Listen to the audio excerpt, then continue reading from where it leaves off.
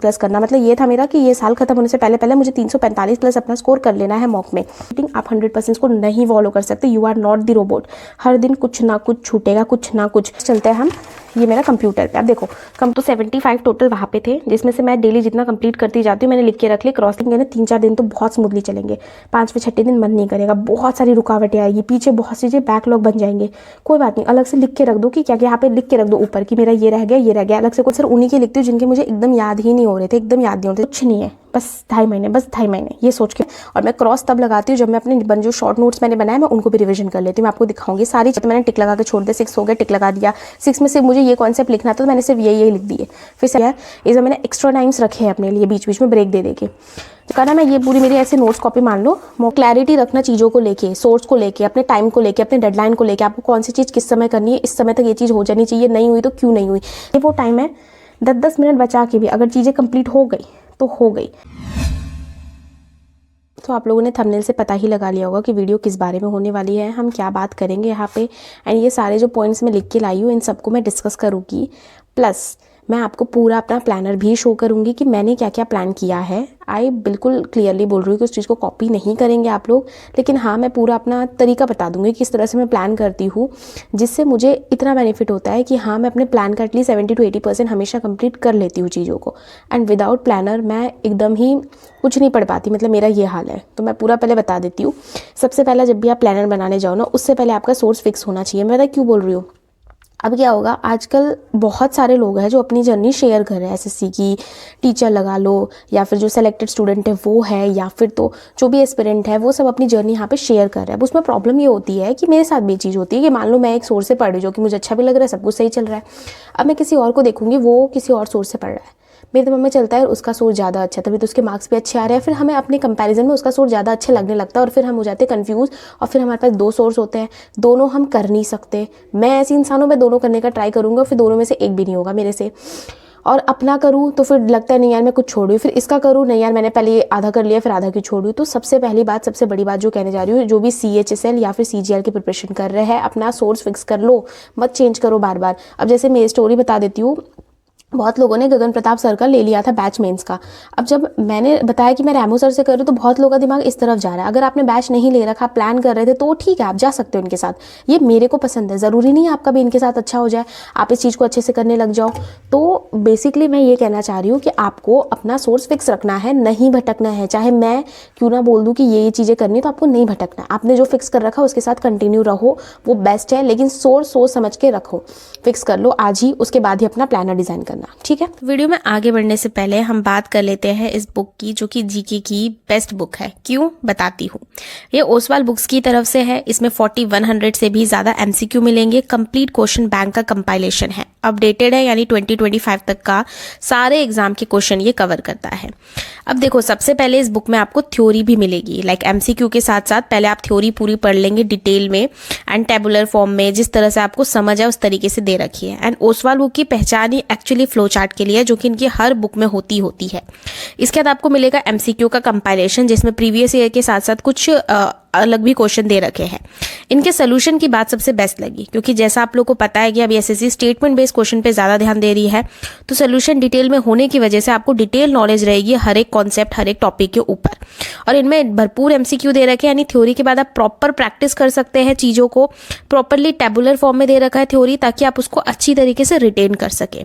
Index में आपको show कर देती हूँ, जिससे आपको अंदाजा लग जाएगा कि सब कुछ इस बुक में, एक ही बुक में आपका कंप्लीट हो जाएगा पूरा GK। तो इस बुक का जो लिंक है मैं एक बार डिस्क्रिप्शन में दे दूंगी, चेक जरूर कर लीजिएगा। बाकी डिटेल के लिए आप लोग मुझसे कमेंट करके पूछ सकते हैं। तो चलते हैं हम लोग वीडियो की तरफ अब आगे। नेक्स्ट चीज़ है कंप्लीट टाइमलाइन या डेडलाइन। ये मोस्ट इंपॉर्टेंट चीज़ है। मैं अपनी इसकी भी स्टोरी बता देती हूँ। क्या हुआ था कि नवंबर में मैंने अपना बनाया हुआ था प्लानर पूरा, मैंने आपके साथ बताया भी था, मैंने स्कोर वोर सब प्लान कर रखा है।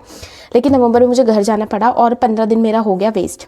जब मैं वहाँ से वापस आई तो फिर मेरा 20 तारीख को CHSL का एग्ज़ाम लगा हुआ था, तो फिर मेरा वो भी टाइम वेस्ट हो गया पूरा का पूरा।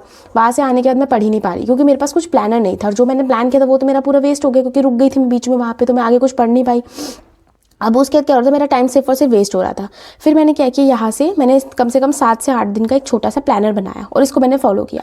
मैं अभी यहाँ पे अच्छे से कह रही हूँ कि मेरा 100% फॉलो नहीं हुआ, but remember always something is better than nothing ना। तो मेरा कुछ ना कुछ फॉलो होने लग गया था यहाँ पे, ठीक है। तो कुछ ना कुछ फॉलो होने लग गया। तब फिर क्या हुआ, फिर दिसंबर चढ़ गया। दिसंबर में मैंने फिर कुछ भी प्लानर नहीं बनाया एंड दिसंबर की तारीख आ गई, शायद 3 या 4 तारीख आ गई। अब फिर मेरा वही हाल था, मैं कुछ पढ़ नहीं पा रही क्योंकि मेरे माइंड में क्लैरिटी नहीं थी, मुझे समझ नहीं आ रहा था मैं क्या पढ़ूँ कैसे पढ़ूँ।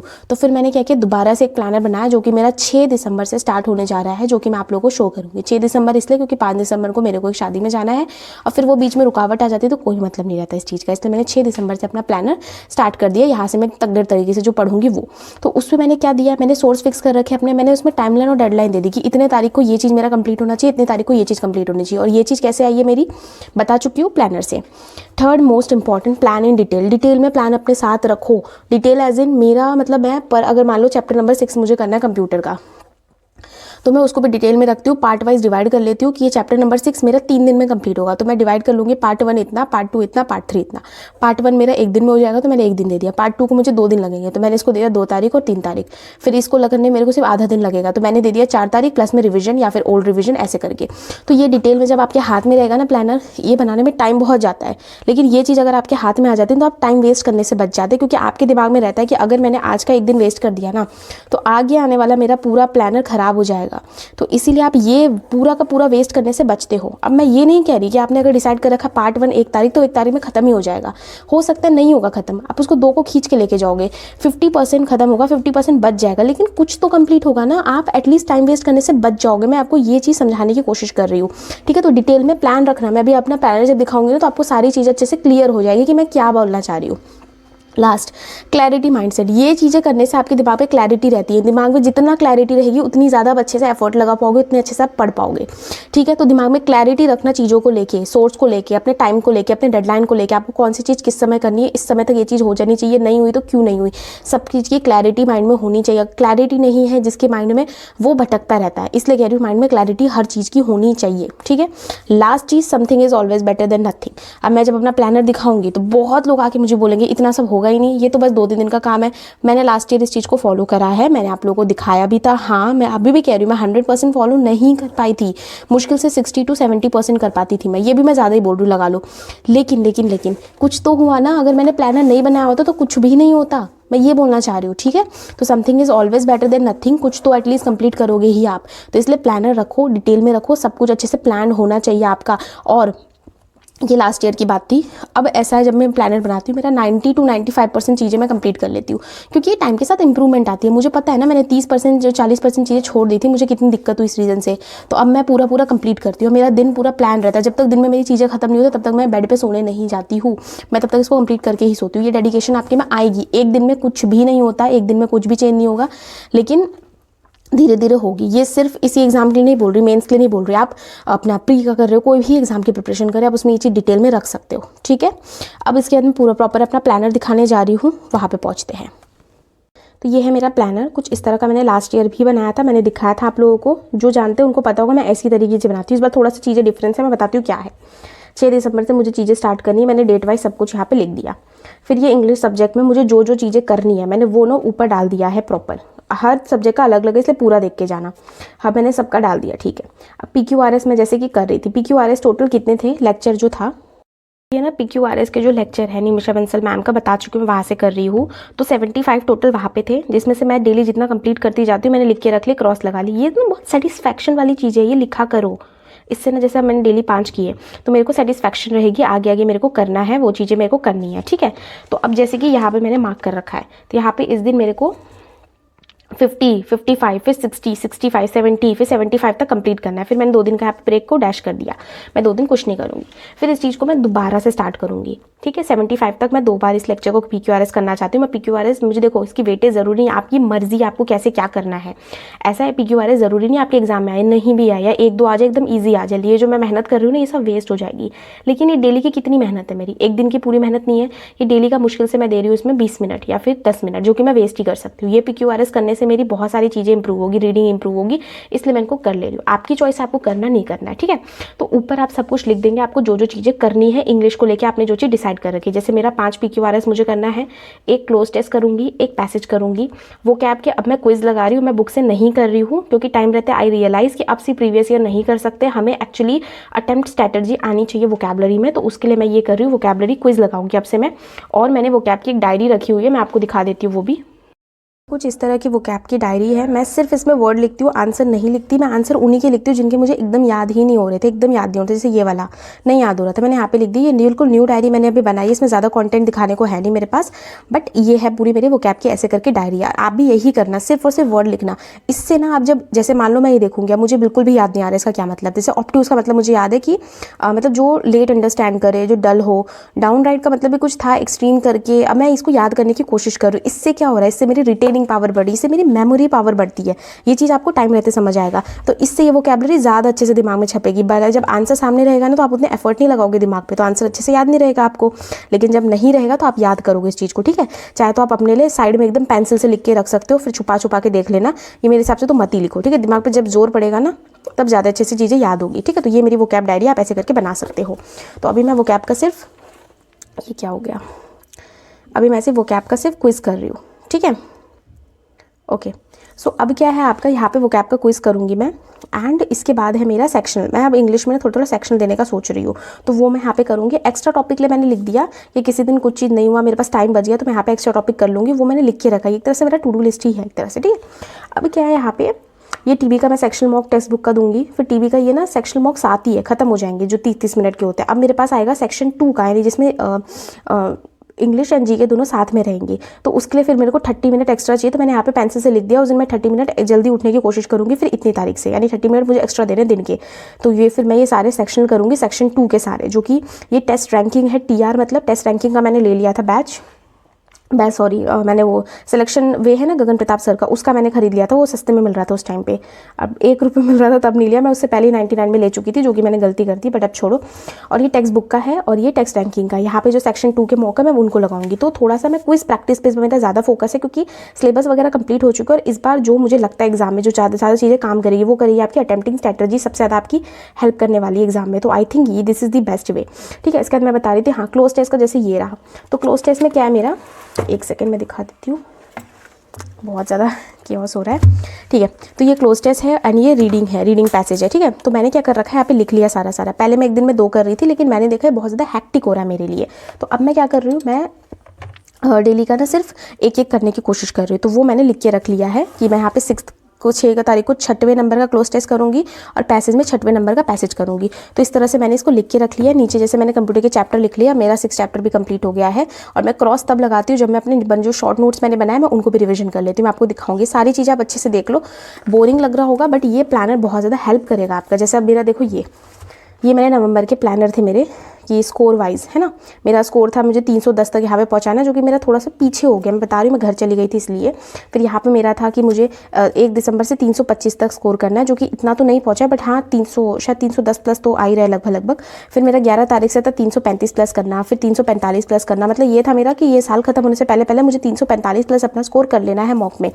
फिर मैंने जनवरी का डिसाइड कर रखा था, और मैं अंदाज़ा लगा रही हूँ कि 20 जनवरी को मान लो हमारा एग्जाम होगा, तो तब तक मुझे 360 करने, और यहाँ से मेरे 355 प्लस मुझे लाने जनवरी में। तो ये मेरा कुछ ऐसे करके स्कोर प्लानर था। ये सब प्लान रखो दिमाग में, इससे ना मोटिवेशन आता है पढ़ने का। आप डिस्ट्रैक्ट नहीं होते हो, आपको पता रहता है नहीं यार मैं 325 पे तो पहुंची नहीं, मैं टारगेट से बहुत पीछे हूँ। आप बहुत पढ़ोगे, बहुत मेहनत करोगे, मैं मान रही हूँ, मैं बिल्कुल भी पॉसिबल है मेरे लिए कि मैं दिसंबर में 350 तक पहुंच जाओ, जहाँ कि अभी मेरे स्कोर सिर्फ 300 है। बट फिर मैं आगे नहीं बोल रही, कुछ तो होगा, एटलीस्ट मैं 320 330 तक तो पहुंच जाऊंगी। और अगर नहीं टारगेट सेट करूंगी तो मैं वही 280 90 पे रह जाऊंगी। इसलिए मैं कह रही हूँ टारगेट हमेशा रेडी रखो, ठीक है। नेक्स्ट ये हो गया मेरा, हाँ ठीक है, मैंने सब कुछ बता दिया। फिर वो कैब का मैं कहाँ से कर रही हूँ, तो ये आई गेस कौन सा चैनल है वो, मैथ्स मैनिया पे उन्होंने 60 डे का कंप्लीट वोकैबुलरी का कुछ ऐसे करवा रखा है। तो वहाँ से मैं इस चीज़ को पूरा कंप्लीट कर रही हूँ। साइनो का क्विज़ है वहाँ पे, तो एक दिन में मैं एक क्विज़ कर रही हूँ, फिर बाद में मैं 2 लगाने लग जाऊँगी जब मैं थोड़ा सा यूज टू हो जाऊँगी। स्टार्टिंग डेज में मैंने हल्का ही चीज़ें को रखा हुआ है, तब यहाँ पे सिर्फ 30 मिनट का टाइम लिया, ठीक है। ये मेरा पूरा इंग्लिश का प्लानर है, ठीक है। मैं आपको पूरा दिखा देती हूँ, देख लो एक बार, आप आइडिया ले सकते हो पूरा नीचे तक ऐसे करके है। सिर्फ 31 दिसंबर तक मैंने बनाया है, इसके आगे का भी नहीं कर रखा मैंने, ठीक है। नेक्स्ट चलते हैं हम नेक्स्ट सब्जेक्ट की तरफ।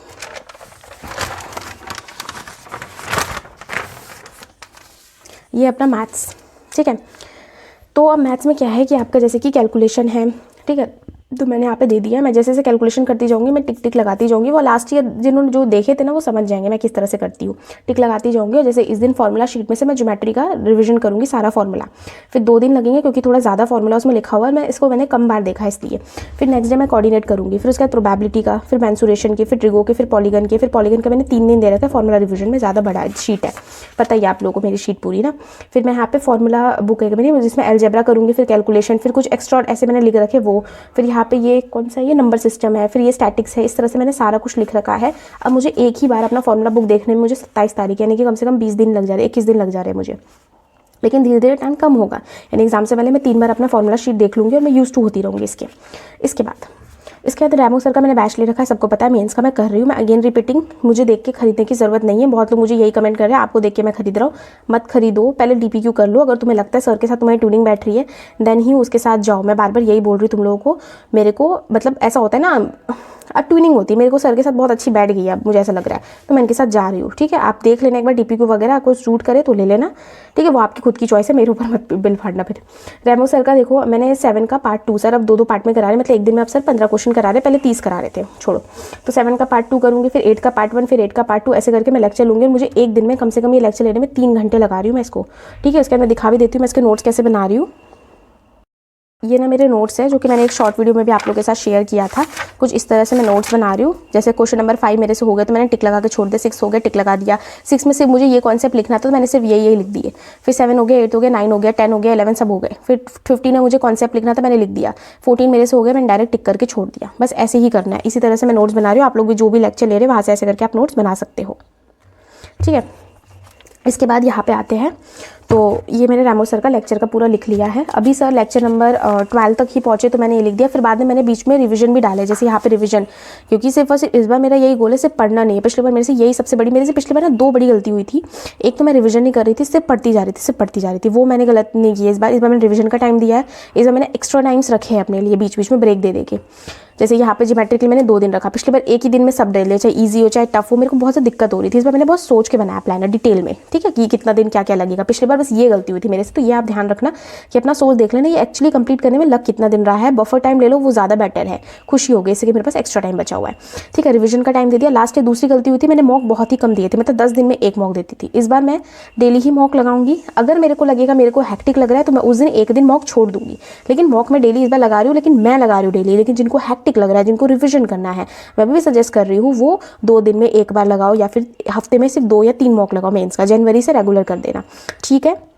मॉक मैंने इसमें लिख दिया, बट मैं रेगुलर नहीं दूंगी अभी। सेक्शनल मॉक मैं रेगुलर दे रही हूँ। फिर यहाँ पे सेक्शनल की बारी, वही टेक्स्ट बुक का आपको करना है।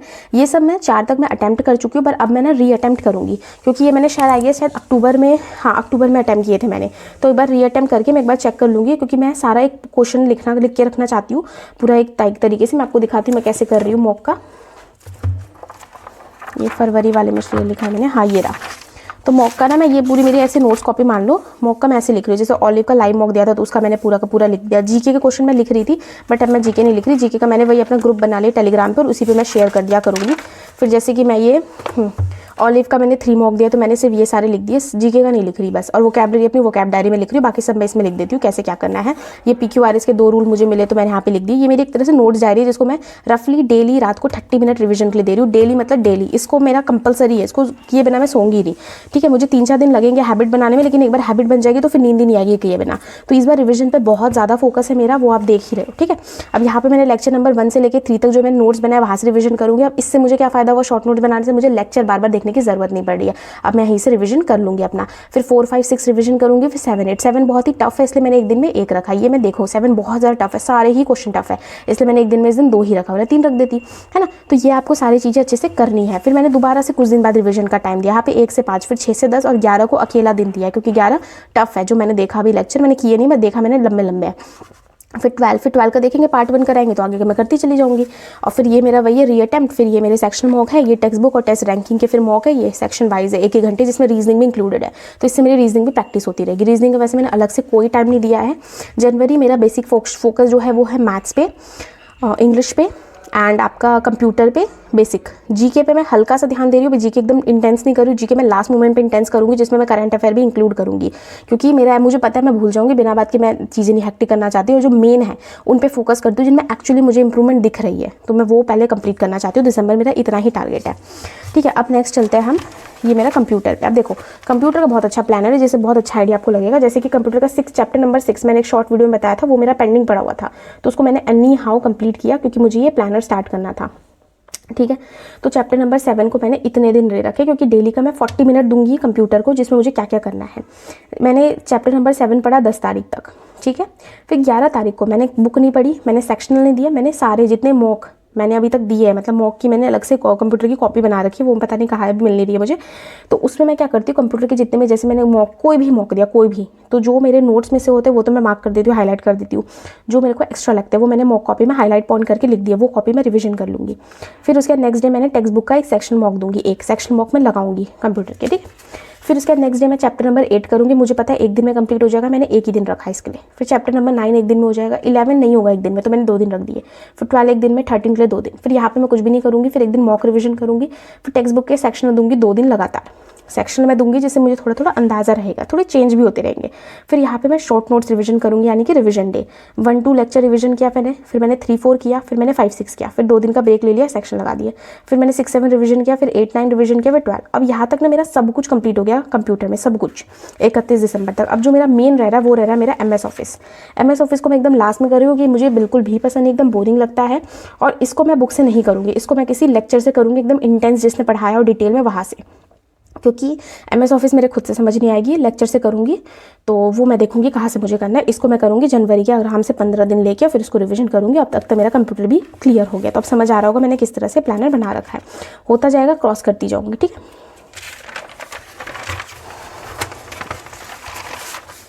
अब नेक्स्ट है अपना मॉक टेस्ट, ठीक है। मॉक टेस्ट में क्या है, एनालिसिस पे मैंने टिक इसलिए लगाया क्योंकि बहुत सारे मॉक ऐसे जो मैंने दे दिए, लेकिन उनको मैंने एनालिसिस नहीं किया।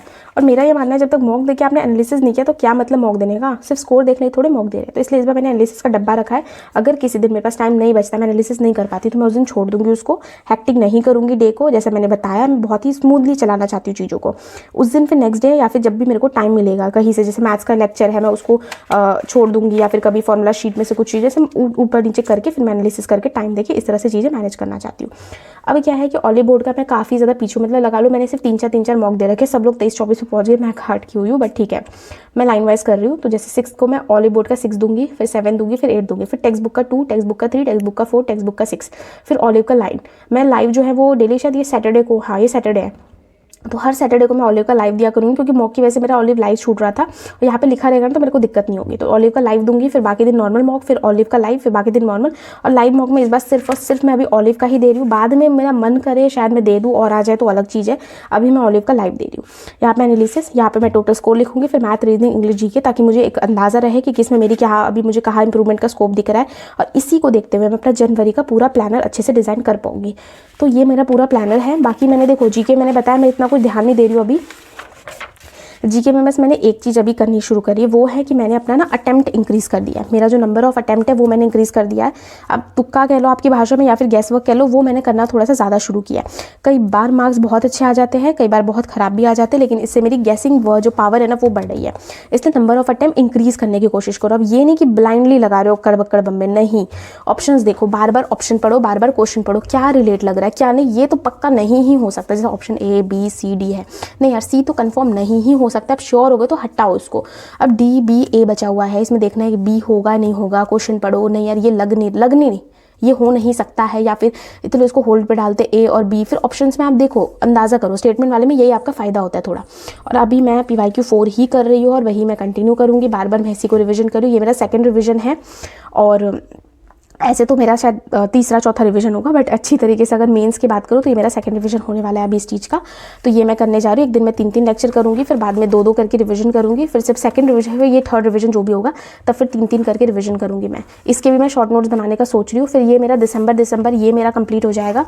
फिर जनवरी में जो मैंने सोच रखा है वो मैं बता देती हूँ। मैंने सोचा एक तो मैं करंट अफेयर करूँगी, इस बार करंट अफेयर नहीं छोड़ेंगे।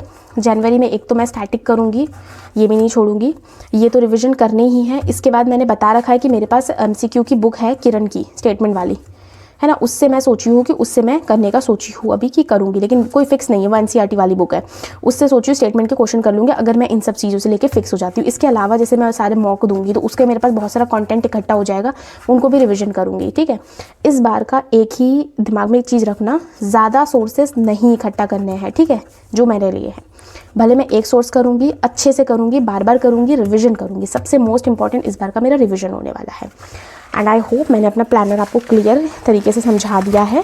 इस तरह से आप लोग अपना प्लानर डिज़ाइन करें, चाहे किसी भी एग्जाम की प्रिपरेशन कर रहे हो। This is the best way I think. एक बार डिसाइड हो गया, डेली टू डू लिस्ट का झंझट नहीं है, खत्म करो, काटो, ये सब एक जब आप देखोगे ना इसको तो मोटिवेशन आएगा कि हाँ यार बस इतना ही तो रह रहा है। और डेली का टारगेट फिक्स रहेगा ना तो मन नहीं करेगा वो प्रोकास्टिनेट करने का। हम प्रोकास्टिनेट करते क्यों, हम क्या बोलते हैं कि आज नहीं कल कर लेंगे। क्यों बोलते हैं हम कल कर लेंगे, क्योंकि हमें पता है कि कल कर सकता हूँ। लेकिन जब मान लो मेरे को आज 55 कंप्लीट करना है, लेकिन मैं बोलूँगी कल कर लेंगे, लेकिन मुझे पता है कल यार 60 करने हैं, कल तो फिर 10 इकट्ठा हो जाएंगे, पॉसिबल है नहीं क्योंकि मेरे पास टाइम बाउंड नहीं है। तो फिर मैं क्या करूँगी, आज ही कंप्लीट करूँगी।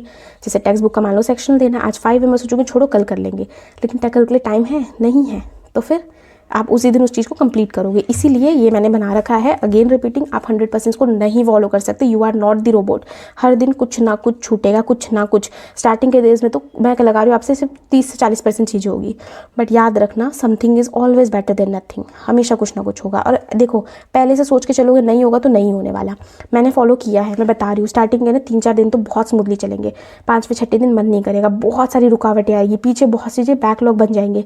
कोई बात नहीं, अलग से लिख के रख दो कि क्या क्या, यहाँ पे लिख के रख दो ऊपर कि मेरा ये रह गया, ये रह गया। अलग से कोई पेन खरीद लो, कोई मार्कर खरीद लो, जो जो रह जाएगा उसको मार्क कर देना, ये रह गया। टेक्स्ट बुक का 4 छूट रहा है तो 4 पे मार्क कर दो। फिर कभी इन द फ्यूचर टाइम मिले, कभी लगे नहीं आज एक्स्ट्रा टाइम बच रहा है, क्योंकि आप जैसे जैसे बढ़ते चले जाओगे आपकी स्पीड बढ़ जाएगी। अब जैसे जब मैं PQRS का दूसरा रिविजन करूँगी तो ये पहले करने में मुझे 20 मिनट लग रहे हैं, लेकिन अब बाद का रिविजन करने में तो मुझे शायद 10 मिनट 15 मिनट लगे। तब मेरे पास एक्स्ट्रा बचेगा ना 10 मिनट, वो 10 मिनट बच के मेरे पास एक्स्ट्रा टाइम बचेगा और यहाँ पे आप ये चीज़ देखोगे। एंड अगेन रिपीटिंग, ये वो टाइम है 10-10 मिनट बचा के भी अगर चीज़ें कंप्लीट हो गई तो हो गई। एक चीज़ दिमाग में रख लो, दिसंबर, जनवरी, फरवरी का आधा शायद से, ये बस 2.5 महीने पढ़ने हैं, लाइफ सुधर जाएगी। कुछ नहीं है, बस 2.5 महीने, बस 2.5 महीने ये सोच के पढ़ लो। सिर्फ 2.5 महीने मेहनत करूँगी और उसके बाद मेरी लाइफ जो चेंज होगी ना वो मुझे बिलीव नहीं होगा। ये चीज़ सोच लो, उसके बाद फिर मज़े ही मज़े है। सारे दिन इंस्टा चलाओ, जो करना है वो करो, बस ये 2.5 महीने है, सिर्फ और सिर्फ 2.5 महीने पढ़ लेते हैं, मेहनत कर लेते हैं, ठीक है। सो तब तक के बाय बाय, मिलते किसी अगली वीडियो में।